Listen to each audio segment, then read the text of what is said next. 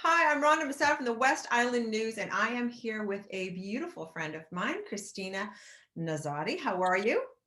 I'm good, thanks. And how are you? I'm good. Thanks for coming on today. You are a veterinarian at I want to get it right because it's a French thing, Clinique Vétérinaire Mobile Plus, or the mobile vet.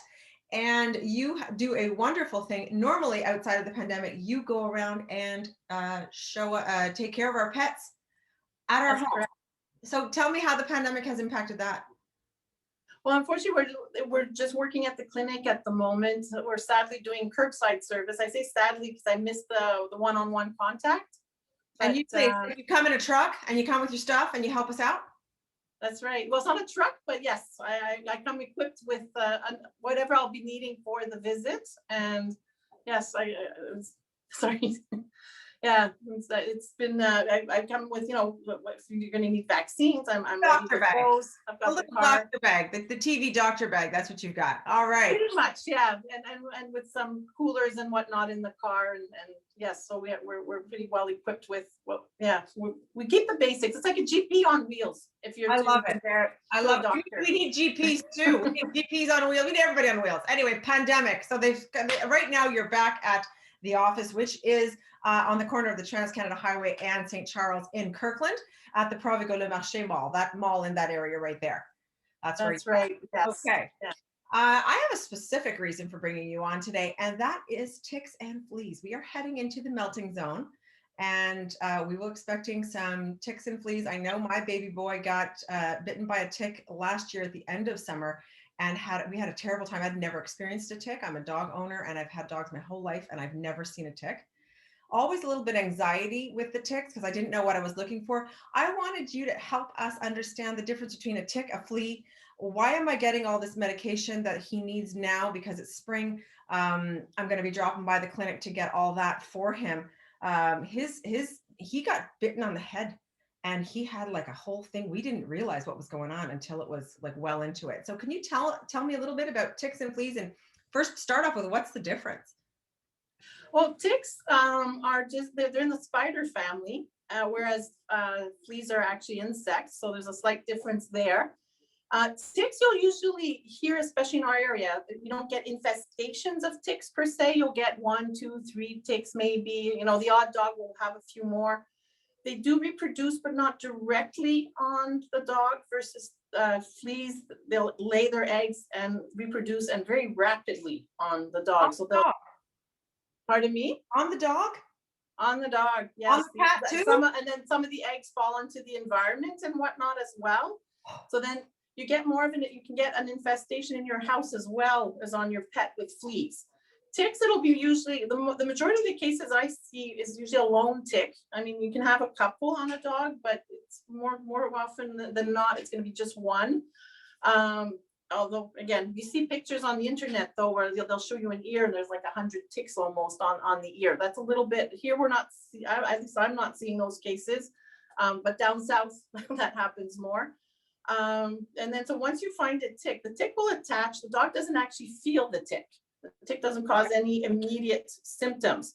So there are different ways to remove the tick, but the best is with actually a tick remover, because you really want to go and grab that head. And then Christina, I think that's where we went wrong. Why do I need to take the head out? And how do I know I've taken the head out? Because I pulled out the tick. And from what I understand, they if you don't get it all or something, it leaves a residue. And that's what Tank got sick from. Yes, well, because it's really important to go and grab it right from close to the skin, like where it's attached. It attaches with its mouth parts. So if you grab the body, you risk breaking the tick or bursting it.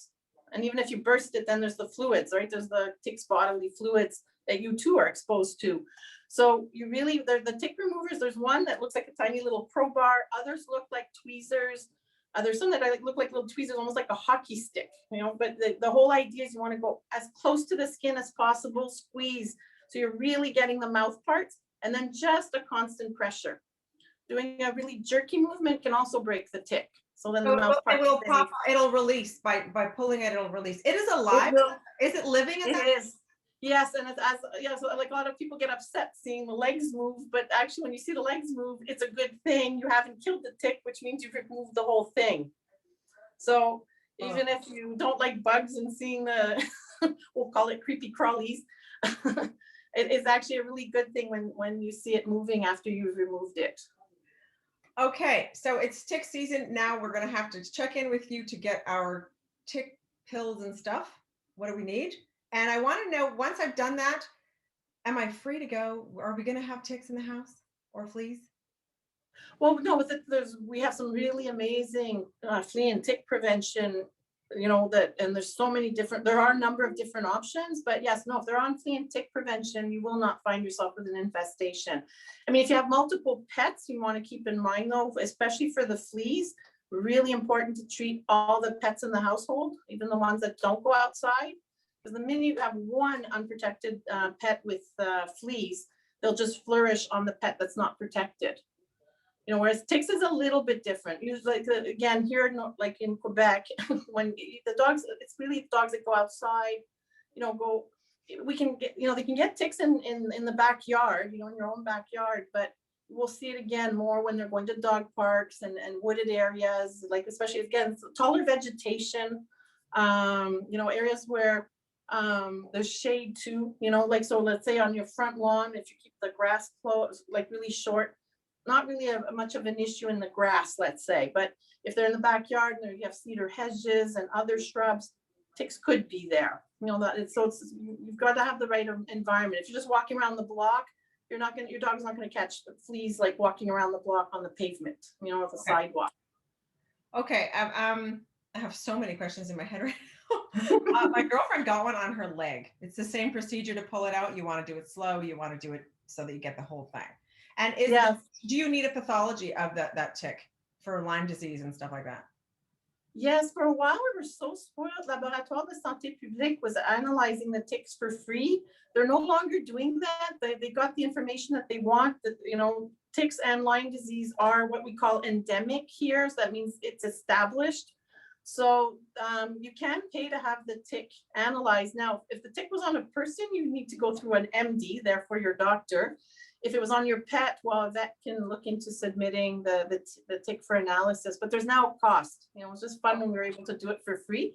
But even there, if we talk about that, I tend to like testing the dog more, because you'll know, even if the tick is positive, then you still need to test the dog anyway. And it takes a while to get the tick results. So Is that a blood test? Is that a blood? It's blood work, okay. And you test 4 to 6 weeks after attachment of the tick. And that's the ideal time to test. So you don't test the day you find the tick, because you won't more than likely get a negative result unless they had other ticks that you didn't know about. But the recommendation is to test 4 to 6 weeks after the attachment of the tick, or after you removed it, after you found it, like whatever terminology you want to use. Okay. Do I need to worry about mosquitoes too? Well, mosquitoes can transfer heartworm. So hence why there's so much, we'll say, hype, about the heartworm disease. It takes just one mosquito to transfer the larvae of the heartworm. It takes up to 6 months for the larvae to become, like, develop into an adult heartworm. So you don't get immediate symptoms or problems. And even the symptoms don't come until the disease is more established. So that's why it's actually important to screen for it. And that's what we start doing in the spring. So, okay. So what do you suggest we do? We've got, and this goes for cats as well. Yes, actually, we used to believe that cats didn't get heartworm, and now in more recent years it's been discovered that they do, but to a lesser degree than dogs. They're not as susceptible as dogs. Okay. What is Tank's best line of defense? What would you do? What are you going to do for him when I get there? What are you going to give him? So, I mean, it's always good to look into the screening, what kind of screening he's had, what he's had in the past. That's where I would start. Like, I look at the patient file. We do still take an individual approach. And so depending on whether you see, each vet, we have our protocols. I mean, they're quite standard, and then after that, like, what you're asked is what kind of activities he does, so the more active they are, the more complete a prevention we should do, and they're very outdoorsy. Well, the potential for exposure is higher. So that's how we gauge the amount of prevention we suggest. So yeah, for dogs that like going to the dog park, go to cottages, and even just Again, or if your backyard is, some people have beautiful gardens, with the beautiful havens, but sometimes it's also a great place for the insects, right? So, yeah, you want to cover we have a lot of combo products, I'm not going to talk about the specific medications per se, but you have products that will protect for heartworm, for fleas, for ticks. Our heartworm products also kill intestinal parasites. They'll have different varying efficacy against intestinal parasites. So they're quite complete, so quite interesting that way. Okay, And so it's pretty simple for him. It's a pill or drops and we're out. that's right. Yeah, there's definitely some different options there. Okay, good. I know there are some limitations in the order of medicine that you're not allowed to discuss. So that's a little bit why we're being a bit vague on those things. Well, yes, it's not really, There are and we will choose, when the prescription medications too, we do tailor it per patient, so yes, and yes, I'm definitely not promoting any specific medication. Okay, perfect. All right, so I will be letting you get on with your day. Thanks for informing us. How do people get in touch with you? What's your website? What's your phone number? That kind of stuff. Well, website is vetmobileplus.ca. The phone, do you want, all our information's on there. If you want our phone number, it's 514-995-0912. All right, perfect. We will include all that information in the above link and in this article. So we want to thank you very much for your time today. Thank you so much. Thank you, Christina. Have a good one. Thank you so much, and you too. Bye now. Bye.